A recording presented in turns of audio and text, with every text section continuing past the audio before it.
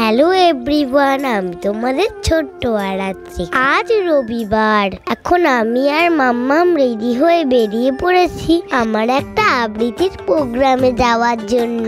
আমাদের দিতে যাচ্ছে সোম জেঠু। প্রোগ্রামটা যেহেতু আমাদের বাড়ির অনেক কাছে ছিল, আমাদের ওখানে পৌঁছাতে 2 মিনিট মতন সময় লেগেছে। আজ সূর্যি মামা অনেক রোদ দিয়েছে। আমরা গিয়ে একটুখানি বসার পর প্রোগ্রাম শুরু হয়ে গেছিল।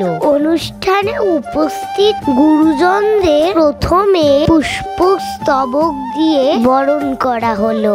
আমার 5 নম্বরে নাম ছিল।